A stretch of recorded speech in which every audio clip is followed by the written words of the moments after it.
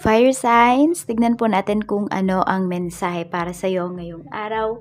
Keep in mind po na ito ay general reading lamang, so hindi po lahat ay makaka-relate, so be open-minded. Sa mga hindi pa po naka-subscribe dito sa ating channel, please subscribe na po kayo and pa-like na din po ng ating video. At sa mga nais naman pong mag-avail ng ating private readings, Lucky Stones and Amulet, makikita nyo po yung link sa description box below, Tarot Intentions by Aliana Reyes. Tignan po natin kung ano ang mensahe para sa'yo. Spirit Guide, mensahe po natin kay Fire Signs. Mensahe po natin kay Fire Signs ngayong araw, mga kaganapan, we have community. So, meron bang bisita sa lugar ninyo? Pwedeng may mga events, ayan po, na pwedeng ina-attendan kayo or you are invited sa mga events na ito sa inyong barangay.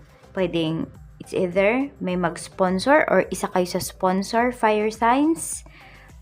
Pwedeng may pupunta sa bahay, meron kayong pag-uusapan. More on sa barangay. Or baka meron kayong nilalakad sa barangay ninyo ngayon. Tignan po natin kung ano pa ang mensahe. We have great fortune. Okay, kontrata yung nakikita ko dito para sa'yo. So, pwedeng may kokontrata sa'yo dito. At kikita ka naman po talaga. So, tignan nyo kung dapat nyo bang i-accept or kaya nyo ba yung hinihingi nila or hindi. Pero karamihan kasi sa fire signs, Aries, Leo, Sagittarius is palaban talaga. Walang inuurungan. Tignan po natin. We have house. More on sa barangay nyo nga po ito. Di ko alam kung may nagbebenta ba ng bahay dito. May nagpapagawa ng bahay. Pwedeng matatapos na siya. Okay, so pwedeng napupuri. Okay, maraming napupuri dito na fire signs ng mga kabarangay. Ayan po. So, we have house. Tapos, meron tayong great fortune. Nakikita nyo ba? Pwedeng ginagalang kayo dito sa community ninyo, sa barangay po ninyo. Tapos, yun nga, pwedeng may binibenta kayong property or may pinapagawa kayong property. Kasi, lumalabas dito is great fortune. So, pwede po na, ayan, about yan sa bahay. Pwedeng meron kayong bibilhin na bahay, lilipat kayo ng bahay or lumipat kayo ng bahay o nung lumipat kayo ng barangay ninyo na to is gumaan po yung inyong pamumuhay. So nakikita nyo yung mga blessings, nahahawakan nyo talaga, nakokontrol ninyo yung mga blessings na dumarating sa life ninyo. Tignan po natin kung ano pa yung mensahe. We have mature man. Okay, more on ito ay about sa iyong father or someone po nakadeal mo na mas matanda sa'yo. It doesn't matter. Mature woman, mature man. Ayan po. So, pwede rin ito, lolo mo. Nakita mo, pwedeng meron kayong kakilala, fire signs, na may katungkulan, pwedeng sa gobyerno. So, ayan po. Basta parang may kukontrata sa'yo dito na nasa municipality po ninyo o nasa barangay ninyo. Sabi ko nga, kikita po kayo dito. Ayan. Or pwedeng, yung iba, pwedeng nasa dugo nyo na po talaga is magsilbi sa barangay, magsilbi sa tao. So, tignan natin kung ano pa ang mensahe para sa'yo ngayong araw na ito. Spirit Guide, ano pa po ang mensahe natin? Mensahe po natin kay Fire Sign. Aries, Leo, Sagittarius. Meron tayong community. We have the fish. So, this is about money talaga. So, ayan po, alamin nyo kung ano ba yung kailangan ng mga kabarangay po ninyo, ng community po ninyo. So, pwedeng makatulong ka sa kanila na makatulong, nakikita ka rin naman. Fire signs. So, ano ito? Okay? Mare-reciprocate po. Pwedeng may mga products sila na hinahanap. Ayan, baka isda. Ayan, yung iba sa inyo, pwedeng sa isda kayo yayaman. Sa isda kayo sisikat, makikilala. Fire signs. Ayan, meron akong nakikita dito. May nagbebenta ba dito ng mga gourmet tuyo? Yung mga ganun po. So, mga sardines, Spanish style sardines na kayo mismo yung nagluto. Yan, yung iba po sa inyo, pwedeng yan yung magpapayaman sa inyo. Yan talaga, yung magpapasikat. So, depende. Pwedeng yung iba kaya makakatulong kayo sa community. Pwedeng malayo kayo sa dagat, malayo kayo sa mga tubig.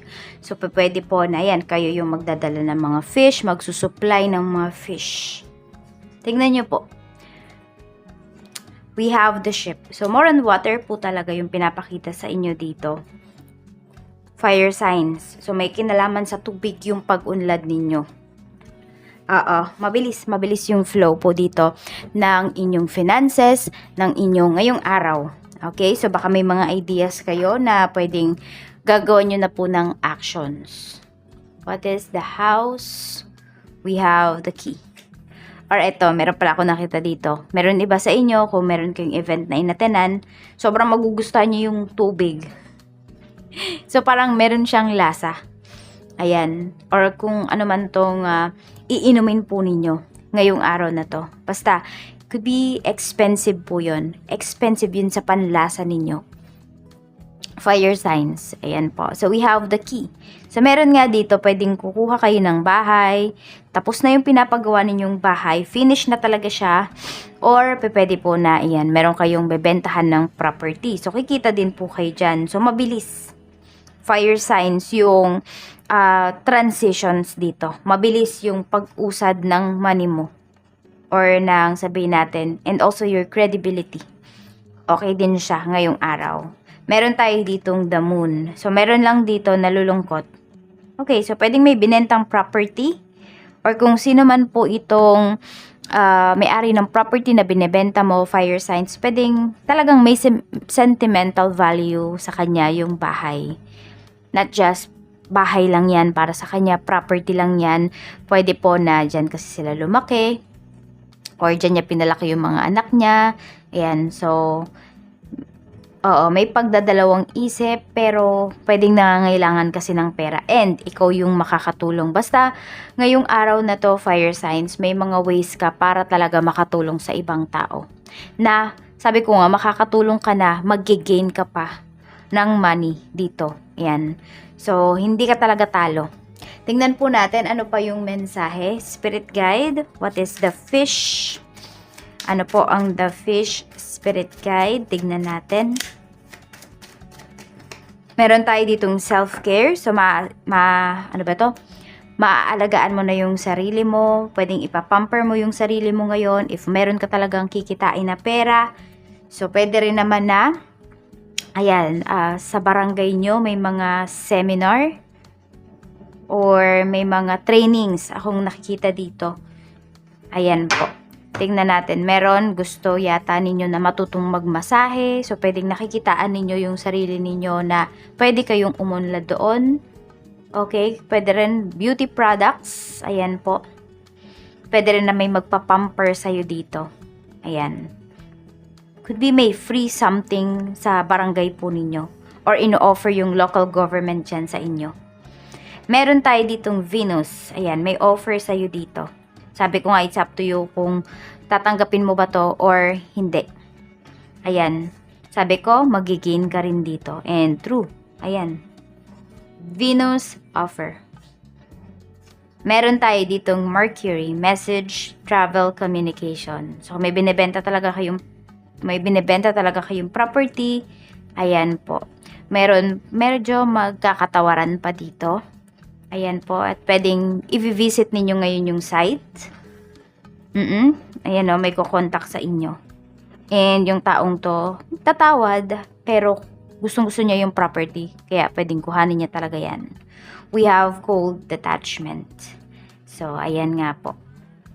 Meron dito is lumalayo kasi nasasaktan. Okay, lumalayo kasi sabi ko nga is sentimental talaga or valuable talaga sa kanya yung binibenta niya na yan.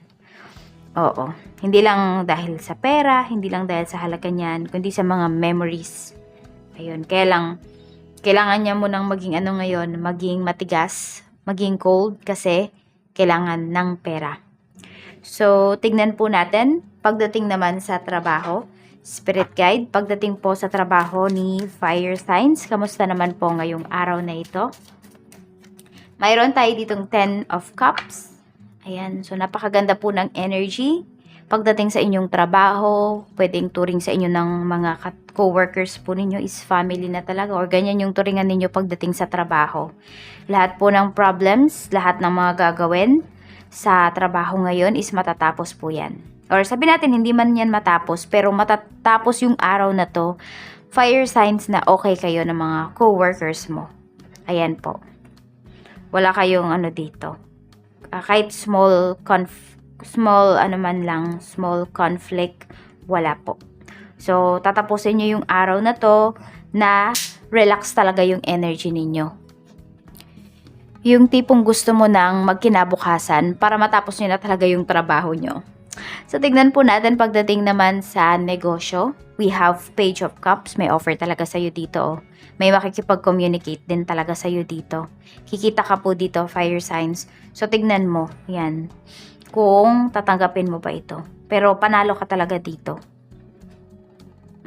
King of Coins. Apakaganda po ng energy mo. In terms of business, in terms of finances. So, nasa sayo na lang talaga. Kung i-accept mo to, maniwala ka lang sa sarili mo. At may bibigay mo talaga yung mga kailangan na ito. At kikita ka din. Tignan po natin pagdating sa money, 7 of Swords. Ayan, so nagiging maingat na talaga kayo sa inyong kaperahan. Pwede po na may mga nangungutang sa inyo. Pero marunong na kayong tumanggi, fire signs, which is good. Kasi pwedeng nakilala mo na din naman sila sa pera. So, bakit papahirapan mo pa yung iyong sarili? So, pwede rin na may mga investments ka dito. Ayan. Queen of Coins. Okay. Yung investments mo na to, risky talaga siya. Fire signs. Pwedeng yung investments mo is bahay.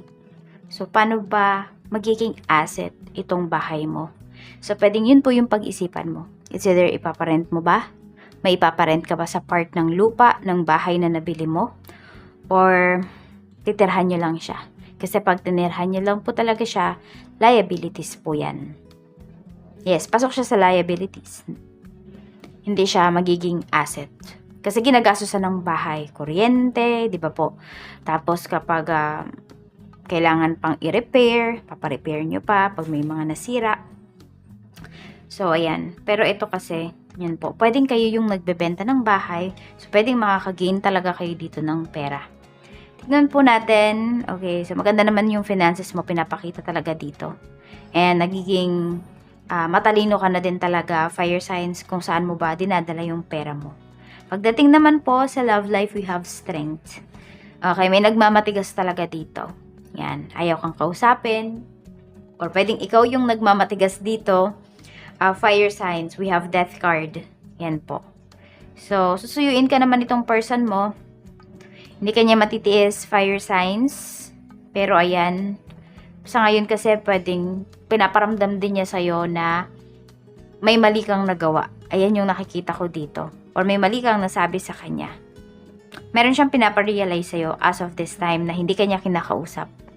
Yan. Very emotional tong person mo or very emotional talaga tong nangyayari sa relationship ninyo ngayon. Na pag nag-usap kayo, pwedeng mauwi po ito sa hiwalayan because we have death card. Pwedeng moving on yan kasi. Pwedeng may matapos dito. May endings. Pero more on nakikita ko naman dito is yung endings na to is yung ending na hindi ninyo pag-uusap. Yan po. So we have number 39, 26, 20, and number 5. Yan po yung iyong mga lucky numbers. Maraming salamat, fire signs. Mag-iingat po kayo always. More blessings to come.